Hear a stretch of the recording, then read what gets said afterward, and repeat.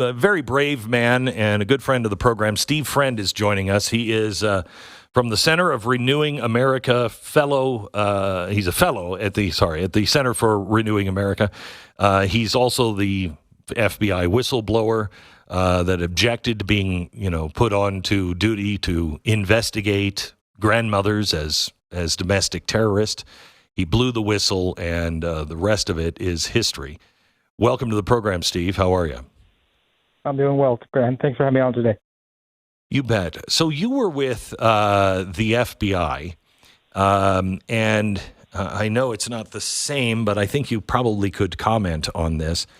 I'm not hearing anything satisfying coming from the FBI or the Secret Service on the assassination attempt. There's three things. Assassination attempt of Donald Trump.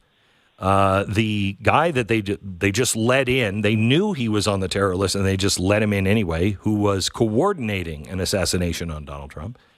And then the third comes out of Massachusetts this weekend, where Kamala Harris was on stage someplace at an event, and the Secret Service and local police needed a bathroom, so they covered up somebody's private security on their business and then picked the lock, went in, used their bathrooms, occupied the space for hours, and then closed back to the shop, didn't lock it back up, but closed it. The lady came on Monday, and she's like, what the hell happened here? That's against the law, isn't it?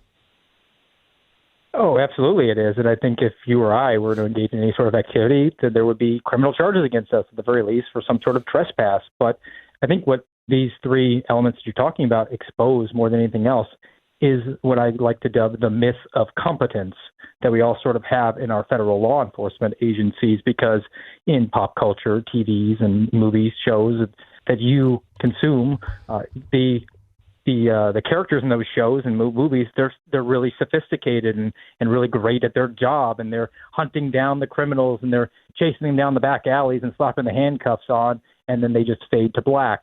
But in reality, these agencies have now devolved into essentially DMVs with guns and badges, and that's why when it comes to the Trump assassination attempt, there's all these theories that are out there, and you can count me sort of in the clan of people that believe that incompetence was heavily involved in it. And I think that there's one sort of presupposition that has gone into that so many people have their questions about, and rightfully so. But we are presupposing that the Secret Service is always great at its job, and these failures I think they're terrible. Are explained. I think that these failures are happening at every single event, and it's just because of the providential nature of us as a country, and then also because of the myth of competence that nobody's really tried and tested them, which is why going forward, I think there's probably a heightened risk to Donald Trump for any of these events that he's going to hold.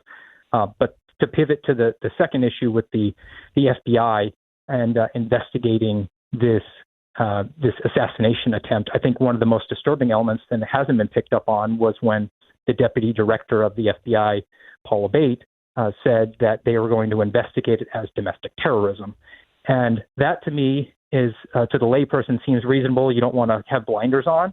But being a subject matter expert here, the FBI is now going to slap a classified label on this investigation, and they're not going to be able to be transparent because you don't have a need to know. You don't have a security clearance. I'm sorry, Congressman. Can't comment on an ongoing investigation. So that's tremendously disturbing. And then the last thing that I definitely want to get to is this Pakistani national. Now, this is what I like to call the playbook that the FBI has been running the last 2.5 decades, particularly since 9/11, where essentially what they do to justify their existence as a bureaucracy, as a self-licking ice cream cone, they will identify a vulnerable person, an emotionally disturbed, maybe someone with radical intentions, but not capable of carrying forward an actual attack without the involvement of the FBI. They'll identify them, use confidential human sources, use undercovers, and then groom them for as long as it takes to engage or at least agree to engage in an activity that can be labeled as terrorism, and then they will arrest them. And the added wrinkle here was that they imported this Pakistani through the border. They sponsored him arriving. The FBI Dallas office actually was the signee on him arriving, and it wasn't just to slap the cuffs on him. They followed him and orchestrated this plot that could never have happened without the involvement of the government for 3 months, and then justify their existence with this big dismantlement stat, which is also tied to their quotas. This is just the FBI version of Fast and Furious, but with the exception of being guns with the ATF, we are now running terrorists so that we can justify our existence as an agency.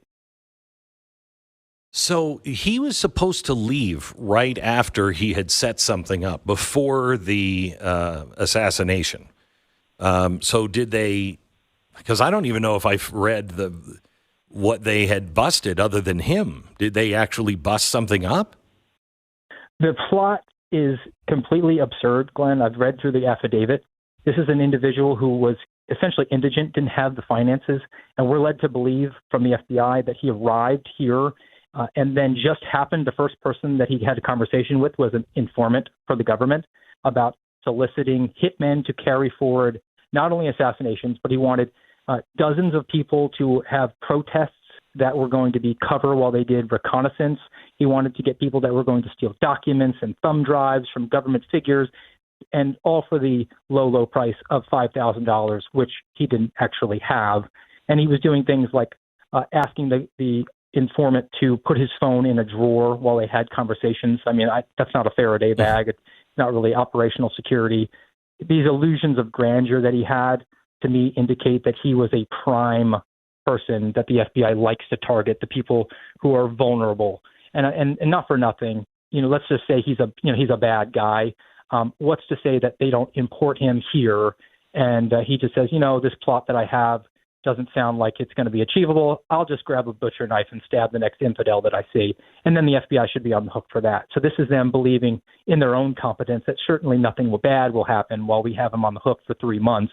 And they've been lucky. We've been lucky that nothing worse has happened. But I think the bottom line is that the FBI is inventing these cases so that they can go to Congress and say, look, how all the good work we have done here. Why don't you give us enhanced funding? Why don't you give us enhanced tools? Think of all the good work we could do, like Lindsey Graham wants to do now, and that is giving the FBI backdoor access to encrypted communications because that way the FBI can circumvent the Fourth Amendment. Oh, my gosh. Lindsey Graham. So let me see if I have this right. Was this guy that they picked up finally arrested and told us all about it, was this just a distraction from the assassination? I think the timetable works out to be that he was arrested on July 12th. The assassination attempt happened on the 13th, which to me certainly explains the messaging that we got about this Iranian threat, because the FBI was really super concerned about someone who they groomed to engage in a terrorism, which never was going to happen, and really didn't have their eye on the ball. And then we can get into the speculation about a character like Crooks, who, not for nothing, kind of strikes me as fitting squarely within the profile of someone who would be recruited and targeted for grooming to engage in something that he was not predisposed to do, and then maybe did the thing that I just talked about, but instead of grabbing the butcher knife and stabbing an infidel, grabbed his dad's AR and said, I'm going to take a shot at a candidate for office. So who should pay for this? I saw that I think it was the fire chief of Butler County just resigned over this because of staging and everything else. I could be wrong. I don't think it's the local law enforcement's place. I mean, when the Secret Service come in, they usually just come in and just say, here's what you're doing. And you do that and don't ask any questions. Whose fault really was this? Who should pay for this? There's going to be a lot of accountability, hot potato, as it comes to this assassination attempt, because you could see Kimberly Cheeto get up there and say, the buck stopped with me, but, it was really local law enforcement's job. And just having been at both levels, you could easily see that roof being something where the locals said, hey, that should be covered. And the Secret Service said, okay, we'll cover it. And then it didn't get covered. And then they're just looking back and forth at each other saying, hey, that's your job. No, that's your job. And then meanwhile, it doesn't get covered at all. But I think ultimately, because the Secret Service is supposed to be the chief agency there who's calling the shots, it needs to be them who falls on this, and there needs to be an independent investigation, because I don't trust the FBI, and it's not just a personal animus. The FBI has a track record for investigating assassination attempts, like the 2017 congressional baseball shooting, where the shooter was a Bernie Sanders supporter, showed up at the ball field and asked where the Republicans were, and then proceeded to shoot Steve Scalise. And the FBI said that's not an assassination attempt, that's suicide by cop. So there needs to be an independent investigation, maybe funded here, could be used in the congressional leverage here for the upcoming budget. It could also be a request from the Pennsylvania State Police, because I know there's a federal nexus here, but it was in their backyard, and I don't see any reason why they couldn't conduct a thorough investigation. I would trust them far more than the FBI, which is going to say this was domestic terrorism, perhaps, or perhaps we already had a domestic terrorism case open on Crooks. Either way, we can't talk about sources and methods. This is an ongoing investigation. Maybe we'll give you something here in a decade when nobody's really paying attention.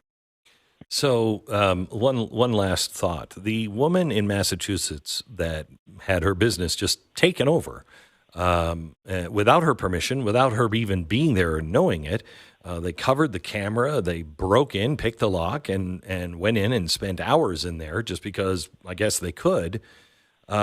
She's not pressing charges. She says, I'm really angry. I feel violated, but I don't, they have a job to do.